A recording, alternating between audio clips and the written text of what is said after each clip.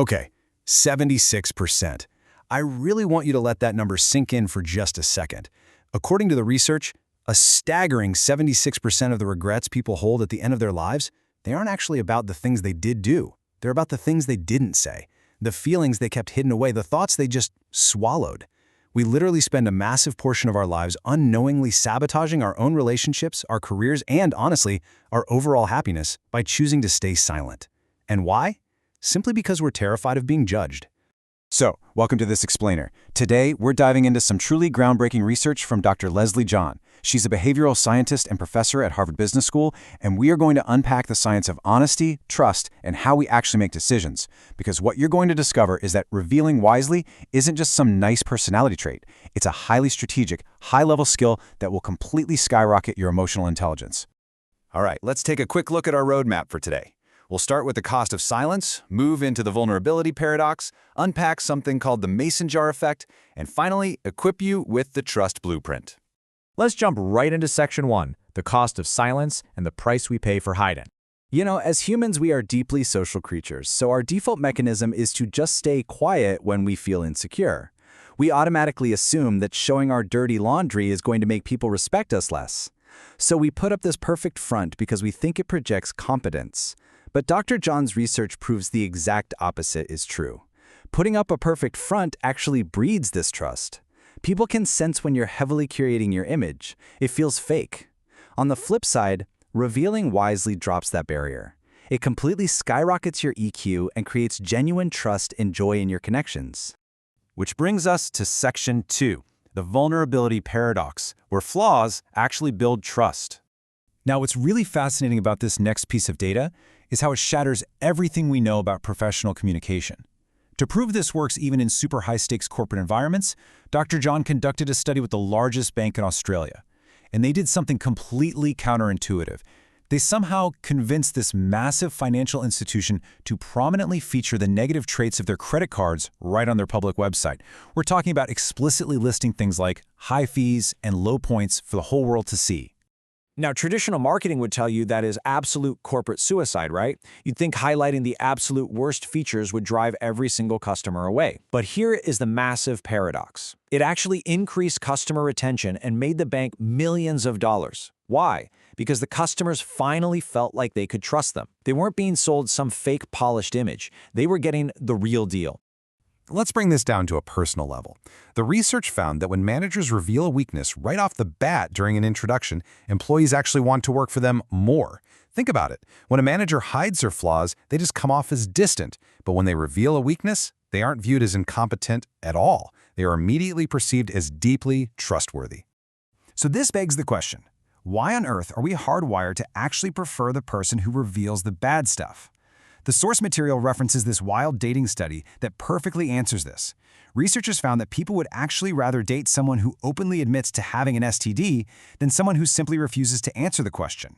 I mean, it sounds crazy, right? But human psychology prefers the devil they know. The person who hides the truth automatically feels like a liar, whereas the person who admits a really hard truth demonstrates incredible integrity.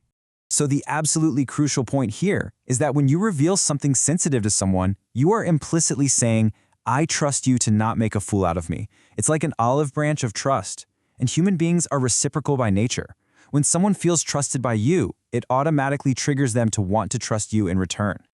All right, let's move into Section 3, the mason jar effect and the heavy weight of secrets. Let's look at the immense internal cost of keeping all these secrets. Picture this. Imagine that your psyche, your mind, is just an empty glass mason jar. Now imagine that every single thought or feeling you have during the day that you choose not to say out loud is a little yellow ball. Every time you bite your tongue, a yellow ball drops into the jar and it physically takes up space. Let's walk through how insanely fast this happens on just a normal day. Say it's 7 a.m. You wake up, hug your partner, but internally you're thinking, man, I had the worst sleep, I feel like crap, but you don't say it. Boom, that's a yellow ball in the jar. At 7:15 a.m., you look in the mirror and think, I feel so much older than I thought I would. You keep it to yourself. Boom, another ball. By 9:30 a.m., you get some praise at work from your boss. Inside, you are incredibly anxious about that project, but you're also so proud you crushed it. But what do you actually say? You just say thanks. Boom, boom, boom. 3 more balls. Before your workday has even really gotten started, your jar is completely full. And here is the absolute kicker, the staggering hidden cost of lugging that full jar around all day. The research actually shows that holding all these secrets actively lowers your IQ on cognitive tests. I mean, no way, right? But it's true. Your brain only has so much processing power, and when your jar is full of unsaid things, your brain is too busy ruminating to actually focus on the present moment. You end up trapped in your own head. This is exactly what the famous host Mel Robbins noted about her own life. She felt like she and her husband were just two people standing next to each other for 26 years because, well, she was talkative, but she was never revealing. She never emptied the jar.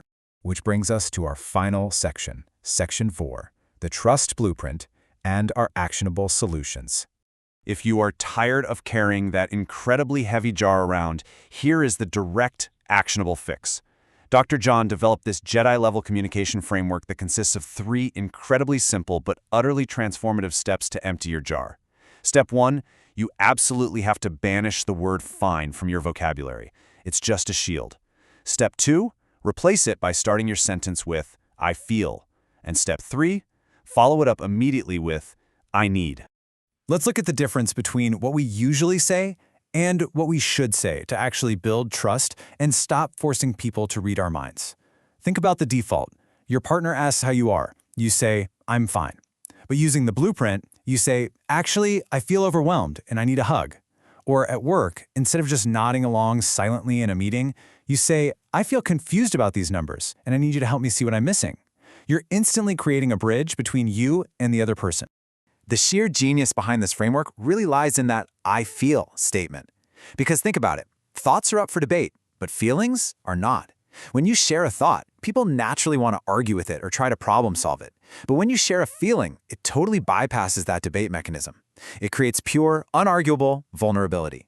And following it right up with I need gives the other person a crystal clear, actionable way to step up and support you. Revealing wisely really is the key to unlocking the trust, the joy, and the emotional intelligence we all want in our lives. So as we wrap up this explainer, I want to leave you with this final, provocative question. What is the one heavy thought bouncing around in your mason jar right now, and who needs to hear it today? It's time to stop ruminating, start revealing, and empty that jar. Thanks so much for joining me today, and I'll see you next time.